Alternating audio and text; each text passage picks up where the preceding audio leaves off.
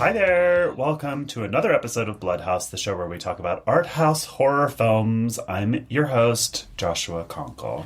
And I'm your co-hostess, Drusilla Adeline. Hello, Josh. Welcome to Hi, Drew. a delightful, spooky time. I don't know about spooky. Let's just say ethereal. Ethereal things can be Ethereal, yes. I feel like this is a movie that I've seen a lot of people say, like, that's not a horror movie. And I think that question is unimportant. unintelligent. Beside the point, you know? But yes. Before we get to that, how are you? What's going on? I'm doing well. What's I'm coming to a tail end of a period of a lot of work. So I have something big and something new dropping in a matter of days that I'm excited to share with the world, but we will get to in a more full way soon on the podcast once things are out in the world. And I also have a lot of, art and posters and stuff dropping. I've been so inspired lately. I've been writing almost every single day. As I'm wrapping up a lot of my design work, I'm building in more time for my creative writing projects and for short and feature-length film projects that I'm trying to get off the ground as like quick projects with friends for this year. And I am so fucking jazzed about it. So excited. I just had this burst of inspiration this week, and I've been I love that feeling. Living inside of it as much as I can. I love, by the way, that you're drinking your glass. What I don't know this. You're drinking your drink from a satanic-looking goblet, like that you might use in a black mass. It's like a giant black glass goblet. Let me tell you where I got this big glass goblet, which is matte black and ordained in roses. This is from the Madonna Inn. Oh, love that. It's a Madonna Inn water goblet. Love it. They just had an all black one, and I was like, that's for me. God, I love the Madonna Inn. I bought it on my drive up to San Francisco for surgery. And so while I was recovering from surgery, every single day, I would start the day with an orange juice. And that's why I have the cup. Would start every single day with the orange juice in here, and I would crush up all my pills for the day and mix them into the orange juice, and like it was my way of like drinking poisoning myself. And it's like it gives big like Princess Bride iocane powder vibes. I love this. I love so it. much. I went to the Madonna. I have a very, I don't know. It's a weirdly special memory. In February here's a short story. January of 2020, I got sober and then quickly got dumped in a text message. Not because I got sober, quote unquote, but that was really the reason. It was also my 2-year anniversary with this person. In a text message, he texted me the day after I told him I wanted to get sober. So I was reeling, and of course I didn't know the pandemic was coming. So in February of 2020, I decided to drive up to San Francisco and spend a week at Esalen, which is like the most bougie, luxurious thing that I've ever done. So if you don't know about Esalen, it's in Big Sur, and it's this hippie cult commune that costs the same as a European vacation to stay at for a week. And there are these natural hot springs built into the cliffside overlooking the sea, and they cook all of your meals, and it's just like, it's where Don Draper goes in the Mad Men finale, where he invents the Coke campaign, and he like meditates on a cliffside. That's Esalen. So on the way to and from Esalen, I stayed at the Madonna Inn and had, my meals there. And it's just the weirdest, most magical place. I think it's the inspiration for the restaurant in Mildred Pierce, no? That she opened in Mildred No, Pierce. it is not. Oh, okay. It was built after Mildred Pierce. Oh, I don't know why I connected them in my head. Mildred Pierce is based on a restaurant from like the 20s that was on like the Pacific Coast Highway, more southern and like near like Santa Monica. More near LA. But it has been used in a lot of music videos, and it has also been has inspired a lot of there's a Simpsons episode that riffs on it. It's very much a like themed room like love nest kind of place where like you're gonna stay in the Prince Charles room and there's like a little creek running through it and shit like that. But everything is pink, everything is gaudy, everything is overly designed. And it was designed and built by this like roughneck Texan real estate tycoon for his wife. And it's the best. I love it so much. It's got a famous steakhouse, really, really, really 2 gift shops and a boutique. Yeah. It's fucking incredible. It rules. It's in San Luis Obispo. I highly recommend it. John Waters hosts an Easter there every year. Oh, does he? That feels right. Mm-hmm. It's like, when you go there, the only people that you see are like 60 or over retirees, and then like 20-something fashion queers. Like, that's it. That are there to do little photo shoots in the rooms. That's it. I love the Madonna Inn. And of course, you go there anytime. If you're not a Californian and haven't spent time in California, anytime you're going between LA and San Francisco, you're going to stop at the Madonna Inn because it's right there. And there's like nothing else. For that. It's like, yeah, totally. Slaughterhouses or the Madonna Inn. Pick one. And Hearst Castle is over there too. Yes, I want to go to that. I hate cool. William Randolph really Hearst, and I want to see his castle. And I love Citizen Kane. Fucking basic of me. Yeah. How have you been, Josh? Fine. I mean, everything's been peaceful and quiet, and I'm up for a job that I haven't interviewed yet for, so I can't even talk about that. Mm-hmm. But like, that's the only thing that I'm thinking about because I'm so anxious about it. But I've just been painting and writing, and that's it. Quiet. You are leading such an idyllic little existence lately. I am so jealous. I'm like the opposite of you, though, right? I just feel quiet and like I'm in between things, and that's like a frustrating place to live in some ways because you feel, because of like productivity and hustle culture, you feel like you should be doing more and producing more. Mm-hmm. But I don't know, maybe it's important to have those sort of down times. It's really important to have that rhythm and to have that break between things and to appreciate that time. Because, again, we do live in capitalist 2023 America that is going to run you into the ground if you give it an inch. So, honestly, like, you and Joel hanging out with Edie and reading books and painting and relaxing together, that's the dream. That's the life. That's me fighting capitalism. You hang out with your boyfriend and your bitchy little dog, and you let Uncle Sam stew about it. Oh my god. Have you watched anything that you want to talk about? I literally have not. I have not watched anything. I could talk about the great book that I'm reading, but other than that, I got nothing for you. I would love to hear about the great book you're reading, but I can talk about 2 things really quickly beforehand. Okay. So, first and foremost, there's a new show out. This is, I know we're mostly talking about movies, but fuck that for a minute. There's a new show on Peacock. You know that streaming app that no one has? You should get it because Poker Face is out. Created by Ryan Johnson, the director of Knives Out and Brick and Glass Onion, and co-created, written, and starring Natasha Lyonne. And produced by Maya Rudolph, and featuring a myriad of incredible cameos from Chloe Sevigny to Ron Perlman, Adrian Brody, the singer from the Mountain Goats. Like, it's great. It's like case of the week, super stylish murder mystery show in the vein of Columbo or Rockford Files, but with Natasha Lyonne as a like former gambler on the run and her like shitty 70s blue Dodge getting from town to town to town to town. And she shows up every episode. She shows up in a new town. And it is like the format of Columbo where like you see someone murder someone, you watch it all happen, you see why they're killing someone, and then you see them dispose of the body, and then it cuts.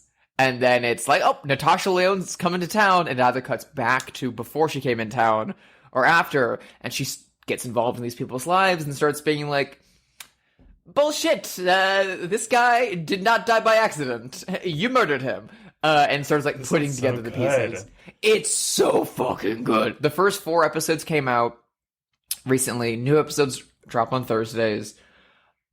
The production is incredible. The like cast is incredible. The music choices are incredible. They use a Tom Waits song in the first episode. Like, wow.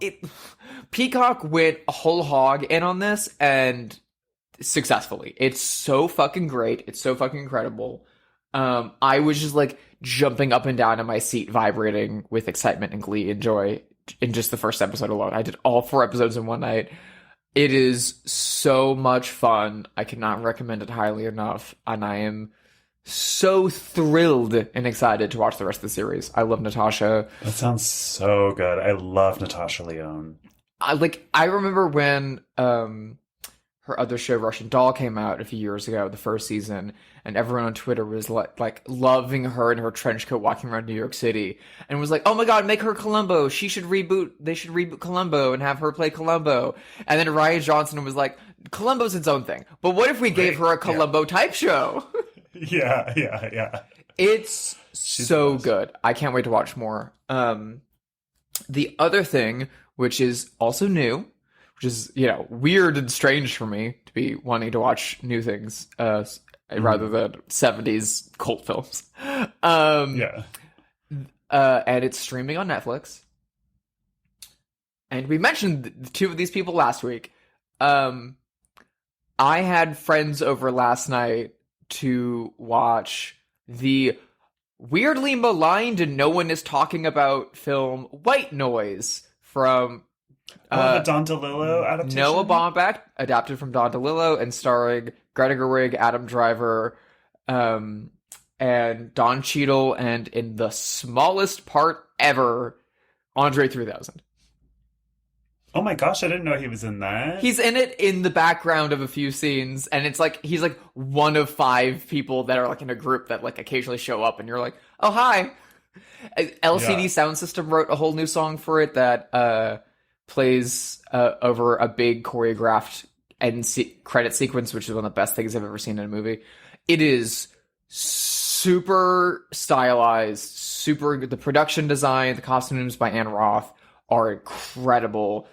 The performances by Adam Driver and Don Cheadle and Greta Gerwig are incredible. We haven't seen Greta Gerwig on screen in like 4 or 5 years. Ages, yeah. It's nothing like any other Noah Baumbach movie. If you're like, oh yeah, Squid and the Whale, Marriage Story, Frances Ha. It's nothing like that. It's like that in terms of like, it's getting at similar ideas and similar like rhythms of speech. He has that very stilted, like Whit Stillman, Wes Anderson kind of dialogue in his movies. Yeah. And he just lifts whole passages from DeLillo, but the way that he directs his actors, like, it makes sense in a Noah Baumbach world. But visually and stylistically, it's like Brian De Palma. Which makes sense because he directed the Brian De Palma documentary. There's a lot of like split diopter shots. Crazy lighting, big set pieces, stylish camera moves. It's closer to the filmmaking of like Poltergeist or Boogie Nights. The sheer choreography of stunt sequences of like Adam Driver doing physical comedy with car crashes happening around him. It's ridiculous, and it's so beautiful, and it flows between genre and filmmaking styles like effortlessly.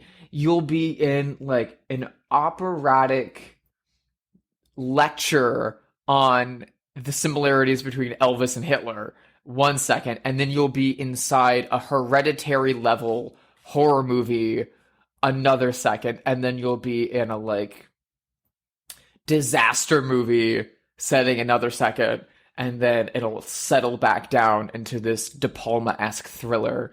And it's wearing the skin of a lot of these kind of hallmark 1980s filmmaking modes to kind of create this landscape and to create this sense of perspective that is thrust upon it.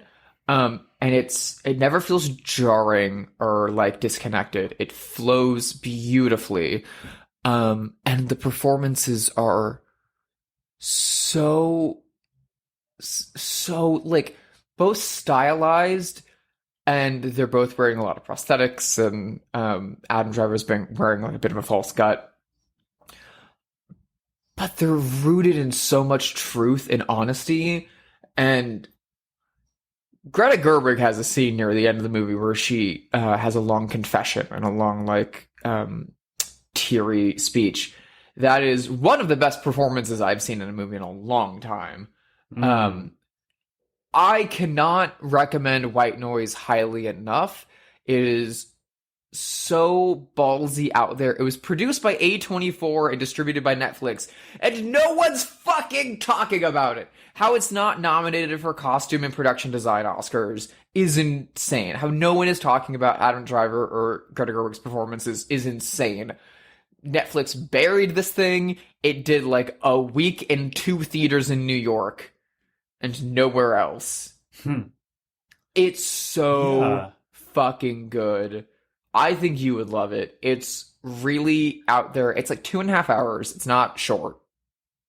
So you need to like set some time up. But it gets at really dark, really universal themes in such an exciting and funny and relatable way. And it's Noah Baumbach doing maximalist surrealism, which is nothing like what he's ever done. Nothing like what, even remotely. The directing is incredible. The choreography isn't. He clearly learned so much from his relationship with Brian De Palma. It is. Yeah. I cannot speak highly enough of this movie. I'm sure it's going to get a Criterion release in like the next like year or so, and that will be the point that everyone starts being like, "Oh, did you see White Noise? Holy shit!" I have to watch that. I've had this screener on my dining room table for weeks from the WGA screeners, but I just haven't gotten around to it. I guess I expected something different because I haven't read that novel. And I assumed it was like a quiet little slice of life about men. So I was like, I'll get around to that eventually. But I guess that's not what it is. It's not. It's so odd because Netflix is... People who are familiar with Delilah, but not this book, assume that. And people who are familiar with Baumbach expect it to be like Meyerowitz stories again. Because that's what most of his movies are. But then Netflix has been marketing it like this big disaster epic adventure movie, which it's not. So the marketing's been bad. The poster is bad. But like, it's an incredible film. It just needs to find its audience. And honestly, if you're listening to us talk about art house horror movies, you're gonna fucking love White Noise. Give it a shot. It's weird. It's funny. If you like The Life Aquatic with Steve Zissou, if you like Poltergeist, if you like Tar, De Palma. You'll love White Noise. I cannot. Don't watch your screener of it. Watch it on Netflix, and because it's on Netflix. Yeah, it's on like it's like 4K, and also it gives it engagement. I cannot recommend. That sounds great. I love it. I've seen it twice now. I saw it by myself at the end of last year, and then I had friends over, and I was like, "Let's watch White Noise." And I don't know what they thought of it because it was really late by the time it was over, and everyone was like sleepy and wanted to get home. So I think they liked it. Yeah, I can't wait to see that now. Shall we talk about the movie that we're here to talk about? Yes. So this is arguably one of the most beloved Australian films of all time. I am talking about, of course, from 1975, directed by Peter Weir, adapted from the novel by Joan Lindsay, Picnic at Hanging Rock. What we see and what we seem are but a dream within a dream.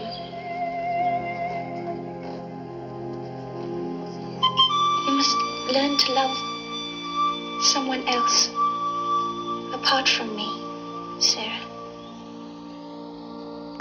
I won't be here much longer.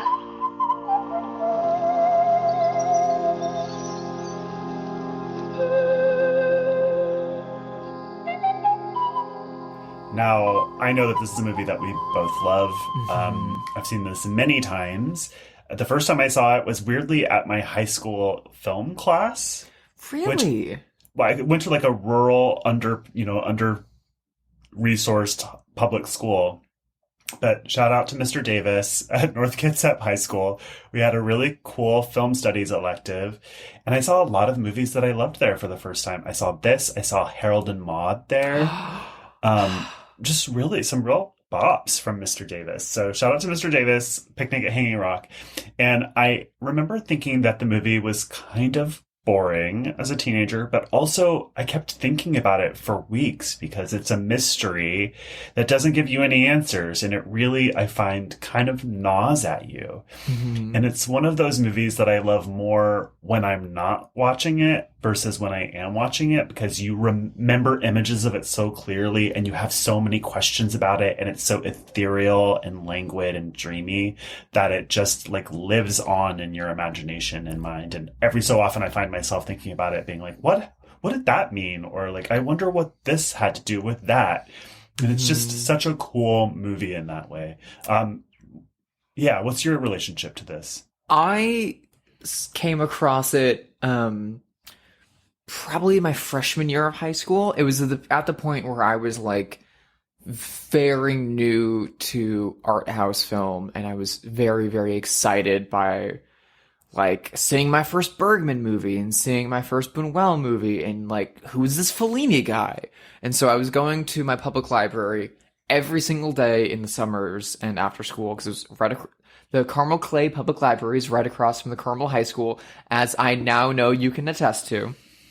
Yes. And I would go there every single day, and I started realizing that all of these good art house movies I was liking all started with the same little Criterion logo at the front of them. So I just started finding whatever had that on it that was at the library, and they had the super old DVD of Picnic Hanging Rock, which had an image of a woman coming like midway out from between two rock formations, and I was like, in this gorgeous script font, and I was like, sold. Whatever this is, taking this home in my stack of 10 movies for the week. And I knew nothing about it. I think I just vaguely read the back that said something about like, it's set on Valentine's Day and it's based on a true story, which is not true. Not true. I found out just this morning in bed with Joel. He was like, that's not a true story. And I was like, what? It was marketed as a true story for a long time. Yeah. Like, it's the Fargo of its time. Yeah. But I knew nothing about how it ended. And so I watched it and was like, oh my God, this is incredible. And then it gets to the final third and I was like, what? You're gonna what? Yeah. And it like really like irked me and irritated me, but I loved it at the same time. And so like, again, it stayed in my brain.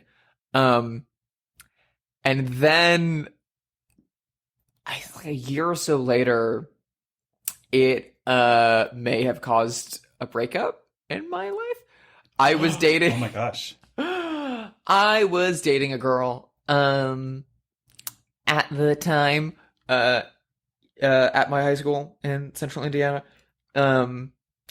And we were, texting a lot after school, all this kind of stuff.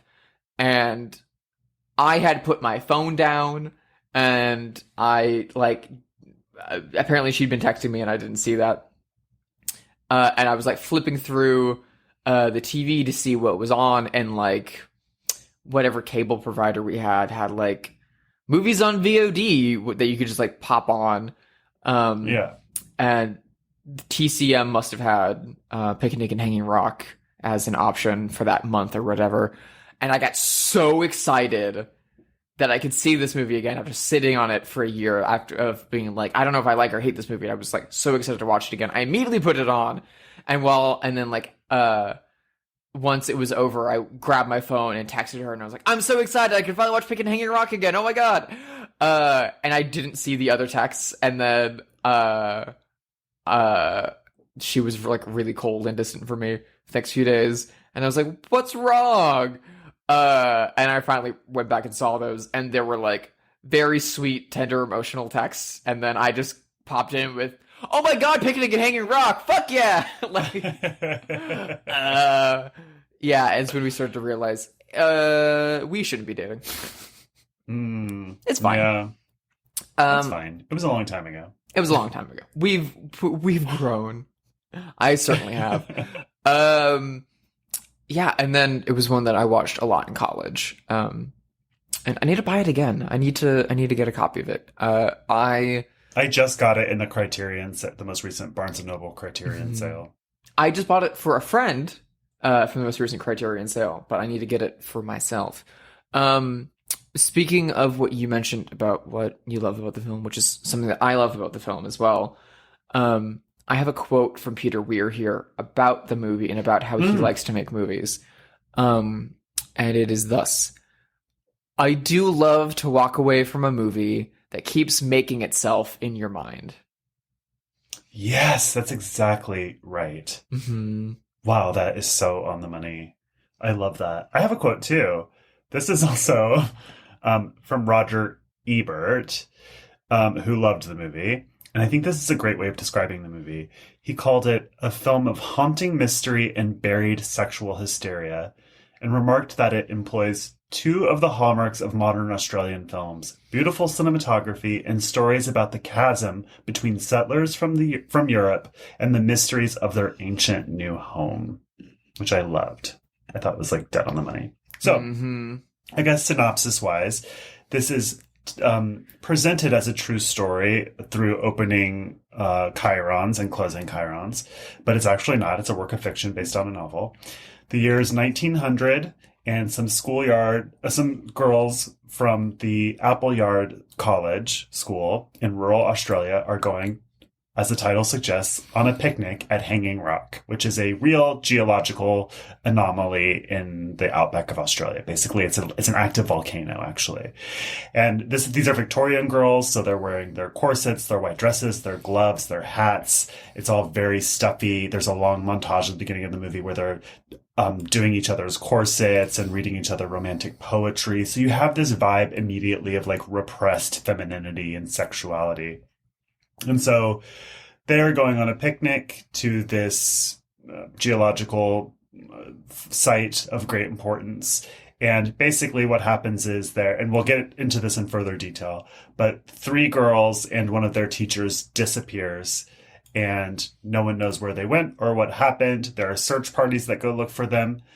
Weird shit happens. None of this is ever solved. We will be spoiling this movie, by the way, but that's really impossible to do because this is a mystery with no solution. So really, it's like going over the plot details. That's kind of it. Like some girls disappear and it's very weird and no one knows why. They disappear half an hour into a like 90-minute movie that still has like another hour to go of not solving it. Yes, I mean, the movie before the picnic, there's a girl named Sarah who is not allowed to go on the picnic because her family has not paid her tuition. But she is obsessed with this older, beautiful girl named Miranda. She's like in love with her. Fully in love. And Miranda says something very odd before the picnic, which is like, I'm not going to be here for much longer. She says, you can't keep loving me. I'm not always going to be here. Yeah. So, and Miranda is in fact one of the girls that disappears. So they go by buggy to Hanging Rock, and the teacher is like, since it is hot, you may remove your gloves. So once we leave town, so the girls have the rare treat of having naked hands. So that kind of tells you about this time period. It is the last year of the Victorian era, 1900.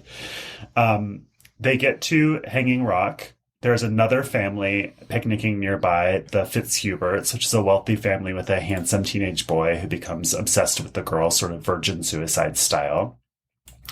And some weird things happen at this picnic. Everyone's watches stop at exactly noon. Everyone falls asleep at the same time. But 3 girls are given permission to kind of go exploring at the base of the rock, but then break the rule and climb all the way to the top. And these are Miranda, Irma, Edith, and I can't remember the other girl's name, but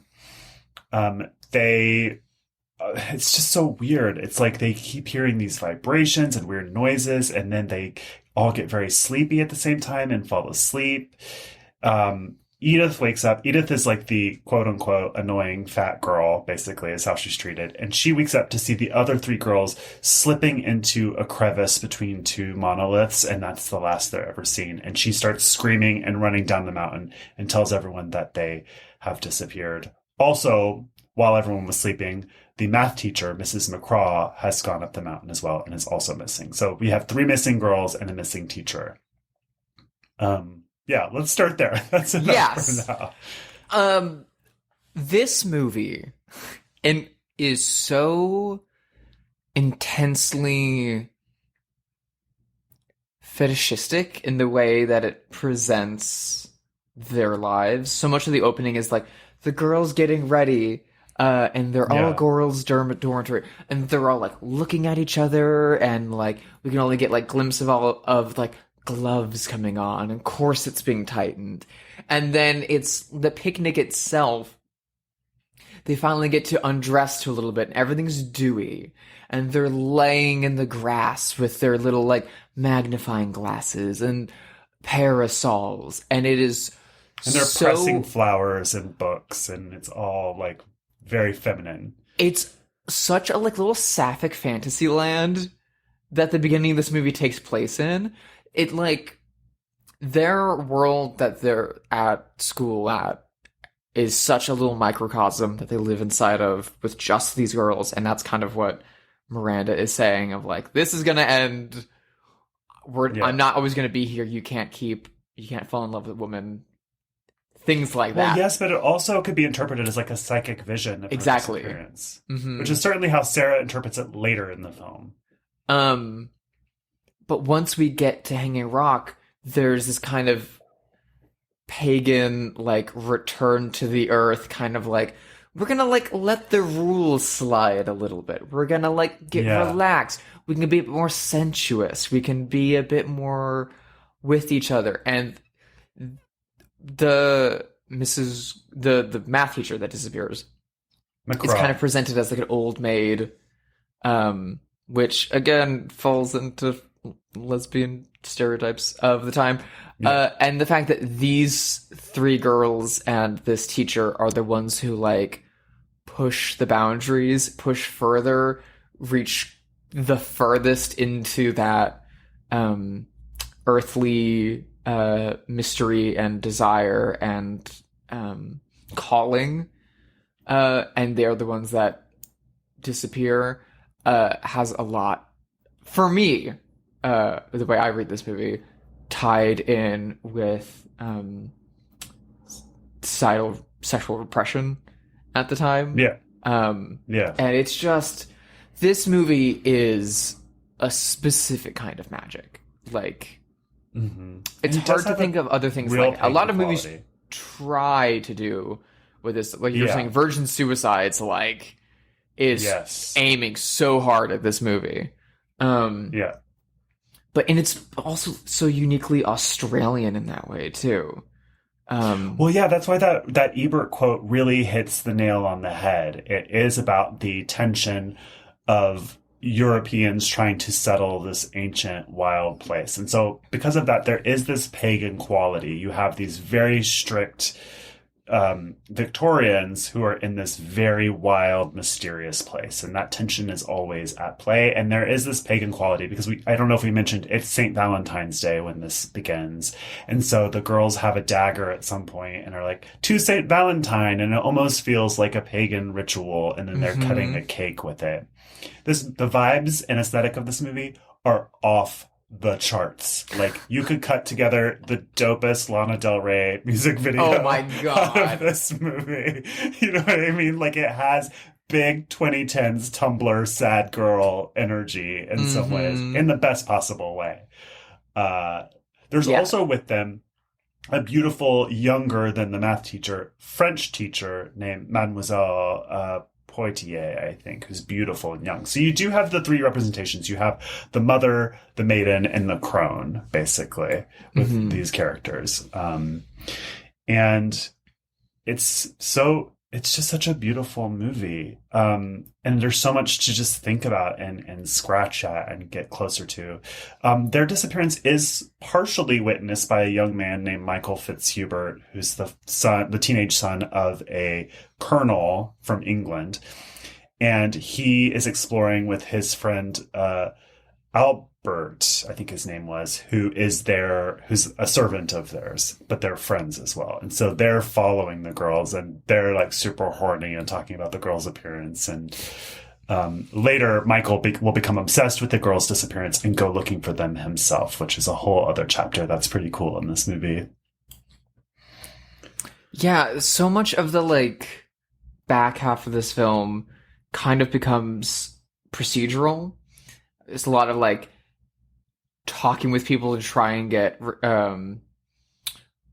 their recounting of things. One of the girls mysteriously returns miraculously. Irma, yes, yeah, with no memory or recollection of what happened or where she's been.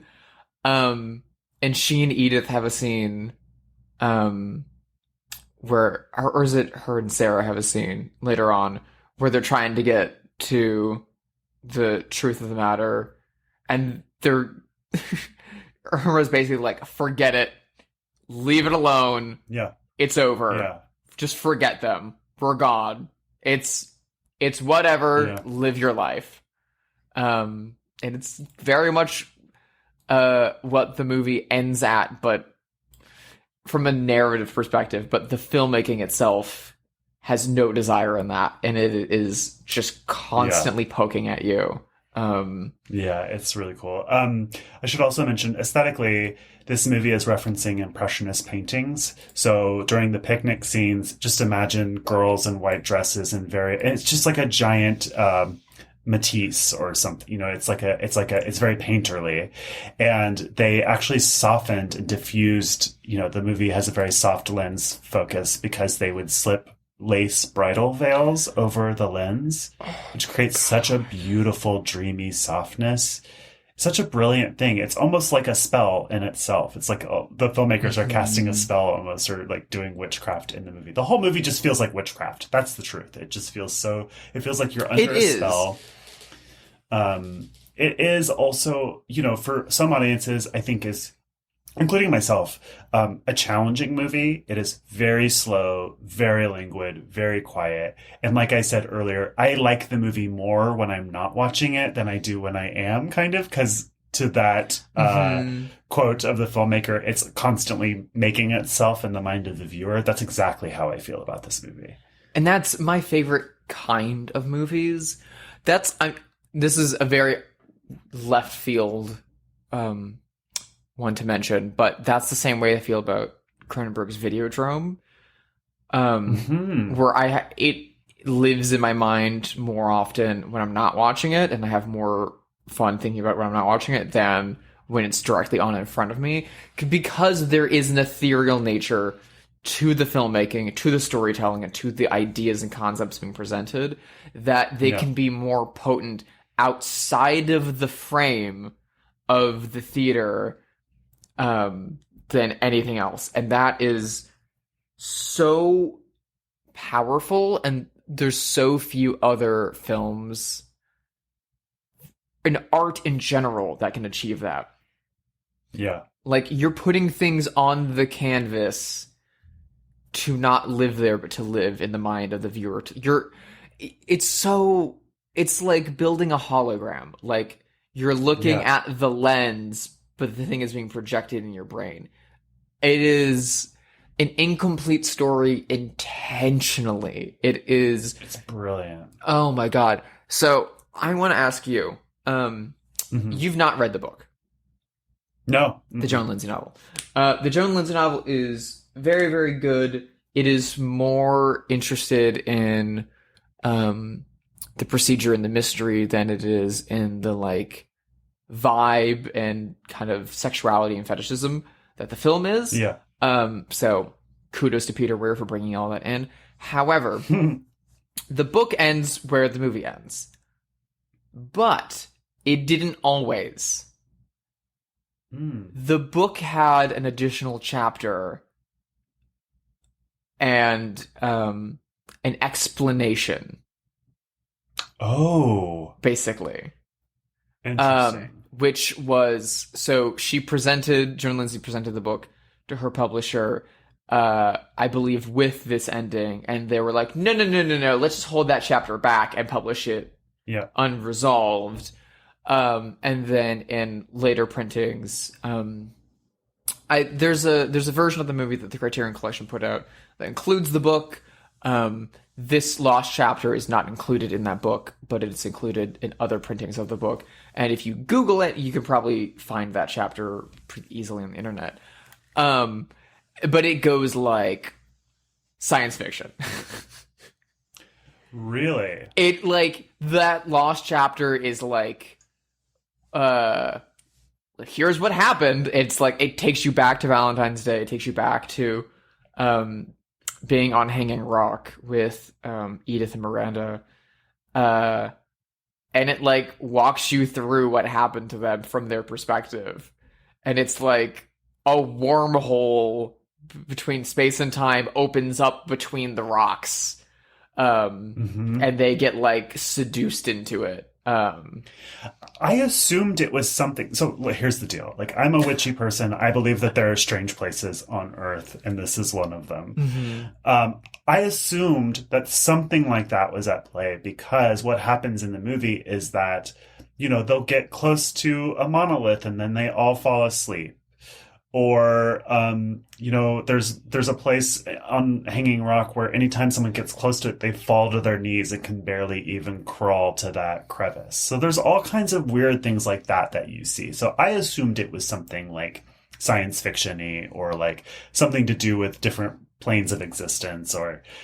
I don't know. We referenced this movie back when we covered Lake Mungo because they're very different movies, but they're both playing with time and space in a really abstract, ethereal way. And they both deal with the disappearance of a young woman in Australia. In Australia, and and very much with that woman's connection to a school trip to a weird natural monument somewhere out in the Australian wilderness that is tied to the title of the film.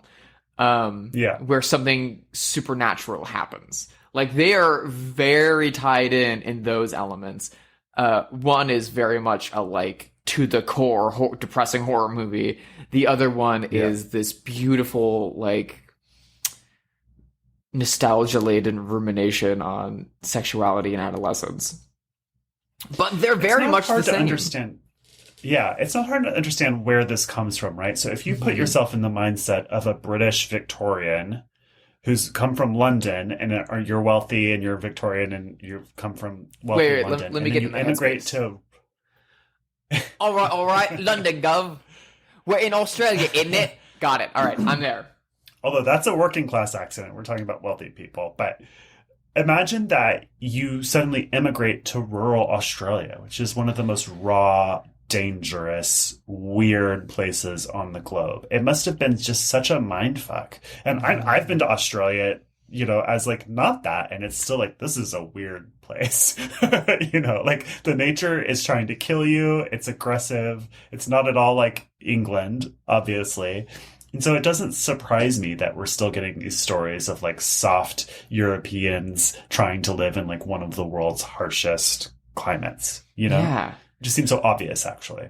Well, and it's, as we've seen in many Australian films, and Peter Weir's whole back catalog in films after this are great examples, specifically The Last Wave, with Richard Chamberlain, big fan, of the conflict between this concept of a modern society, whether it be Victorian or contemporary, coming in direct conflict with the land, with the earth, and with either native or pagan belief systems that are rooted in the earth. And Australia does that better than anywhere else in the world because you can't get away from it. You can't reckon with it. It's there. It's like, there's no escape. I grew up in the Pacific Northwest, and that has a quality of that sort of different, but a quality of like, it's a naturally very beautiful place, but there's something about it that is imbued with melancholy and sadness while also being beautiful because of the climate being so gray and the trees being so green. It's like not a surprise to me that so many horror stories and YA novels and such are set in Washington State and filmed there, you know, because it's just that kind of place. It's just got a magic about it. Yeah, it's another place that there's a lot of folklore about the Pacific Northwest as well as Australia, and there's a lot of urban legends, and there's a lot of cryptids, and that stem from that part of the world. And then there's also a lot of film and television about that land and about that space being ethereal, being otherworldly, and being some kind of conduit or kind of softer existence for supernatural concepts and conceits. Yeah.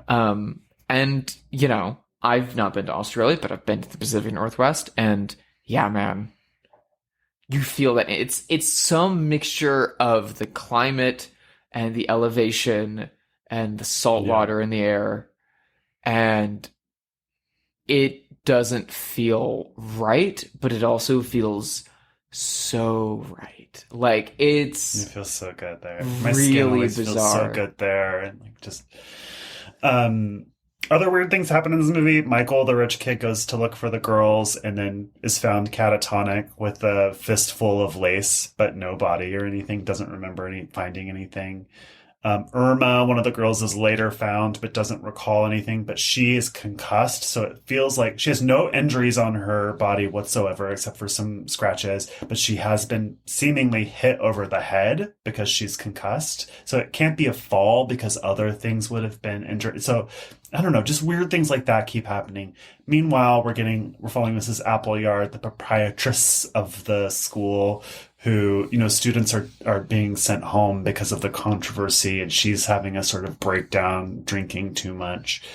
There's a weird thing between the girl, Sarah, who didn't get to go to Picnic Rock, or Hanging Rock, where we find that the servant of Michael Fitzhubert, Bertie, is her brother. And they're both orphans, and they kind of like dream about each other, but we never see them together in the movie. And it doesn't seem like they know that each other are so nearby. Mm-hmm. It's a really strange thing.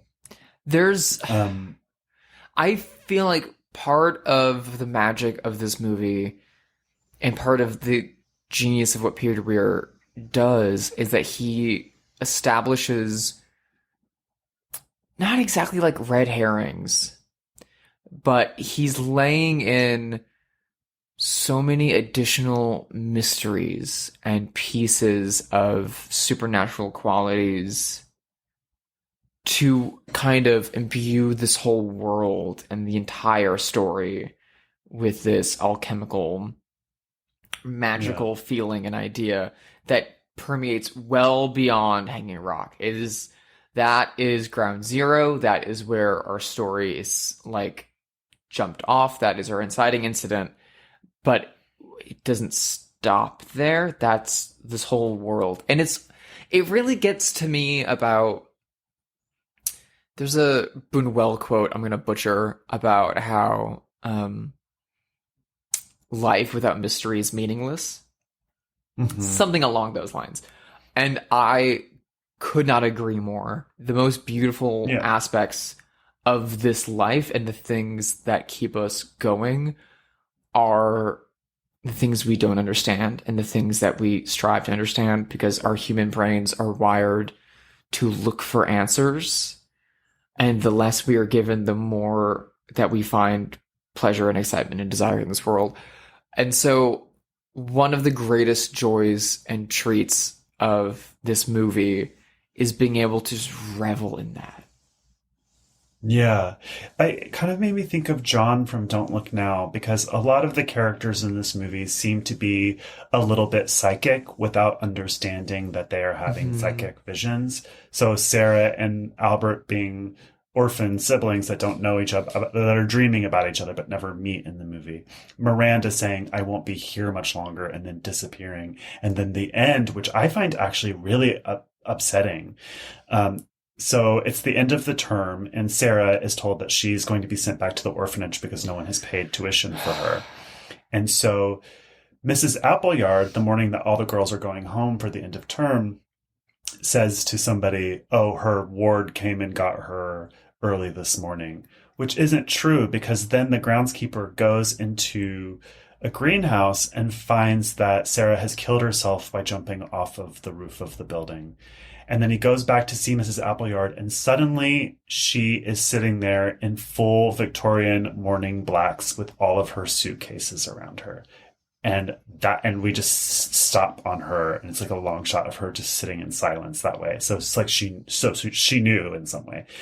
It's such a creepy and upsetting ending. And then we get the voiceover that says Mrs. Appleyard also disappeared or was found dead at the base of Hanging Rock later, which is wild. When I thought this was a true story, aka yesterday and the 40 years before, I was like, that is a crazy coincidence. But it's those elements, it's those touches that make it so haunting and live with you forever. Yeah. Because there are so many mysteries at play tying things together. And this movie is so upsetting, but also so delicious and delightful and inviting. And the reading that I've always taken of the movie is that the girls and their teacher who disappear are not dead. Because there is an interpretation, and the movie kind of hints at and pushes you occasionally in a way that's fucking with you towards there's a very human explanation for this. There's right. She was hit over the head. Yeah, she was hit over the head. Someone could have snuck up and assaulted them. There was that family and that boy there. Or they could have just gotten lost in the wilderness and died of exposure because they don't know what they're doing. But it's very much about the earth, and it's very much about sensuality, and it's very much about the insanely fucked up problems with that repressed Victorian society. And I see it as these characters getting free. As them finding a larger existence outside of that society and outside of those rules and outside of themselves. I've always read this as a lesbian film, and very much it definitely is that about those that disappear are shunning their Victorian existence and choosing this kind of pagan queer life. That's the happy spin that I put on it. I love that spin. But I know other people don't hold that. That's how I read think this the mountains swallowed them, supernaturally speaking. That's what I think. I think that weird, powerful place just swallowed those girls whole. That's my take on it.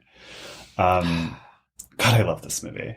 I love it so much. I say this so rarely, but I would love to take mushrooms and watch this movie. I know. Yeah. That's what it's for. I want to brew mushroom tea and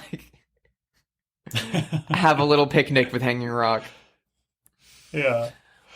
Well, shall we play Have They Seen It? The game where we speculate wildly whether notable figures have seen the movie. I think this is such a boneheaded one. Do you think Paul Hogan, star of Crocodile Dundee, has seen Picnic at Hanging Rock? You know what? I feel like he probably has. This is a huge movie, right? It was a huge movie, especially in Australia. Yeah. I think he doesn't like it. I think he's one of those guys that was like, what the fuck? Where'd they go? Yeah. Where's the ending? Yeah. So that's my take.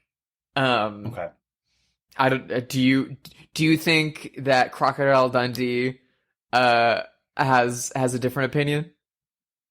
What if there's I mean, I don't know anything about the actor Paul Hogan other than he was Crocodile Dundee. And there was a weird time in the 80s when we were all just obsessed with Australia for 5 years. I don't know why.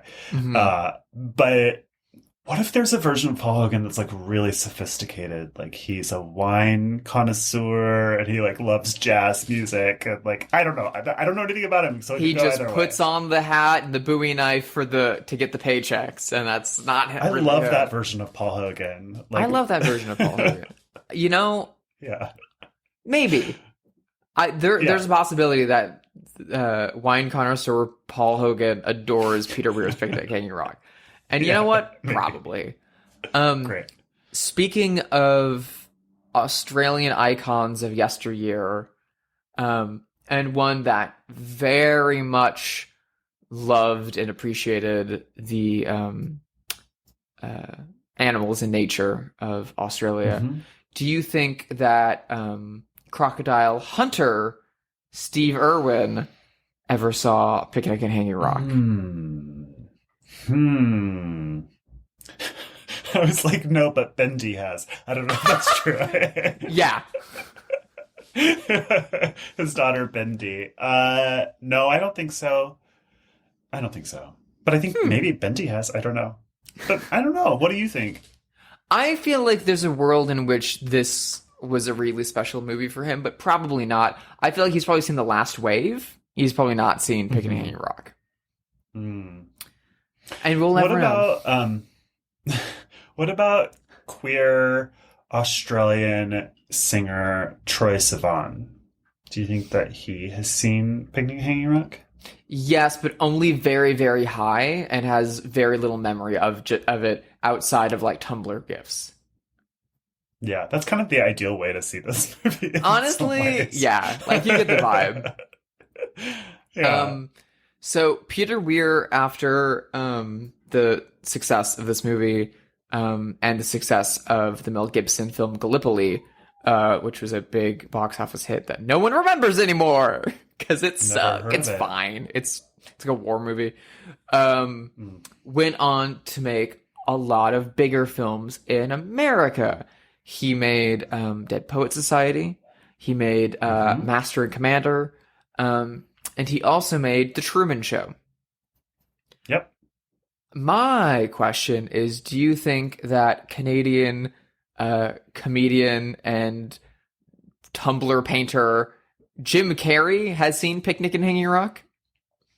Absolutely, I do. I think I've never liked Jim Carrey's comedy, but I've liked him when he's in more serious things quite a bit. And we know that he's a pretty dark personality. Yeah. You know, like he's more sophisticated and dark than you might think he is if you haven't read about him. So I think, yes, I think he probably really loves it. I think so too. And it kind of makes sense that of the two like big comedians of the 90s that did dramas for Peter Weir, it's him and Robin Williams, because they were both very dark gentlemen. And I know Robin Williams has seen Picnic at Hanging Rock. I think he said in interviews around the time they did Dead Poet Society that he was a big fan of Peter Weir's work. Not surprised in the least. Yeah, I think Jim Carrey definitely has. He seems like the kind of guy. Yeah, like Jim Carrey's dramas are all with like big art house directors. Like Man on the Moon is Milos Forman. Like totally. I mean, he also, of course, Eternal Sunshine. He's dipped his feet in these waters before, for sure. Obviously, the number 23 is an art house classic. Yeah. As someone who grew up in the 90s, I loved his comedies growing up, and I do not now. I mean, I loved him on In Living Color as a little kid, which is his big breakout thing. He's, of course, in one of my favorite movies of all time, Earth Girls Are Easy. And one of my favorite movies in a way. Of all time, I have to make eye contact with the videotape while I'm saying this, Once Bitten. Once Bitten, I know the 80s vampire comedy classic. Yeah. Well, This has been a great episode of Bloodhouse. Thanks for listening. Please rate us wherever you listen to podcasts and email us at bloodhousepod@gmail.com. Follow us on Twitter or Instagram, bloodhousepod. Drusilla, where can people find you? I'm on Instagram, Hyde Sister, HYDESISTER. I'm also on Letterboxd. If you just search for Drusilla Adeline, I'm on there. You can see all the funny little movies I'm watching lately, what I'm pulling out of my VHS library to watch while I'm working. My website is sisterhydedesign.com, and I've got some fucking awesome pieces dropping there in a matter of days. Josh, let's say that I am a fan of the show, and I love listening to this, and I have a massive crush on host Joshua Conkle, and I need to know more about him, and I need to find him. Where would be the best place to do that? Let's say fictitiously that this is a fake thing that I'm making up. I would say that's only natural to feel that way. And you can find me at Joshua Conkle on Twitter, Instagram, and Letterboxd. Now, next week is a super special episode because it's not only Valentine's Day, which a smarter version of us would have saved this movie for that episode, but we didn't. So it's not only Valentine's Day, but it's our 1 year anniversary, 1 year of Bloodhouse, which is huge. Can you believe it? It's big. I can't believe it's it. Great. I can't believe it either, frankly. My last podcast lasted 18 episodes. So a year is amazing. What are we watching for this momentous occasion? We are doing it big. We are choosing a big movie that is very much a horror movie. It's very much an art house movie. You have to read fucking subtitles to watch this goddamn movie. But it's a beloved, big-time classic. It's more recent than something like fucking an old, dusty thing like Picnic at Hanging Rock. But it's also a Valentine's Day movie. It's romantic. Yeah. But it's also something that I've never seen, and it's a fucking problem and an issue and That's a big crazy. piece of shame that I've never seen this, considering that I am who I am, a massive vampire fetishist. We will be watching together, Josh and myself, and talking to you, our lovely listeners, for our 1 year anniversary. Let the right one in. What a banger. You're going to love it, and I can't wait. Thank you for listening. We'll see you next week. Bye-bye.